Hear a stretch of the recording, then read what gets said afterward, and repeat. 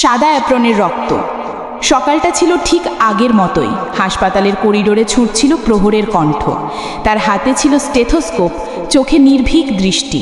মানুষ বাঁচানোই ছিল তার একমাত্র সৃষ্টিশক্তি। কিন্তু শহরটা আজও নীরব, যেখানে ধর্ষক ঘুরে বেড়ায় অবলীলায় নীরব। রাতের আধারে দায়িত্বে থাকা ঘরে সে ছিল একা। ভেবেছিল মানুষত্ব জেগে আছে ঘরে, কিন্তু পশুরা মানুষ নয়। তাদের চোখে নেই শ্রদ্ধা, নেই মায়া, নেই মরণ ভয়।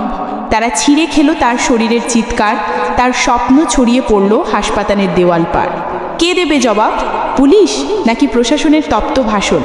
না, তারা দিবে প্রেস বিজ্ঞপ্তি আর ভুলের পরোক্ষ দীক্ষণ। একজন মা হারালো তার মেয়ে, দেশ হারালো এক যোদ্ধা যে প্রাণ বাঁচাতে চাইতো প্রভাতেও ও বেলায়। এই শহর যদি মুখ না খোলে, এই সমাজ যদি শুধুই মোমবাতি জ্বালায়, তবে আরও অন্ধকার নামবে একদিন। আর সে ফেরত আসবে না আর কোনো দিন। আমরা চিৎকার করি, এই নরকের আগুনে আর কত নারী পুড়বে বলো? আর কত স্বপ্ন খুন হবে দায়িত্বের পোশাকে? আর কতবার ডাক্তার হবেন লাশ হাসপাতালের খাতায়? তোমার জন্য আমরা আজও লড়ি। তোমার রক্তেই জ্বলুক প্রতিরোধের আগুন গড়ি। এই শহরের ইট পাথর যদি না কাঁদে, আমরা কাঁদব, কিন্তু থামবো না যতদিন না ন্যায় সামনে দাঁড়ায় বুক চিতিয়ে।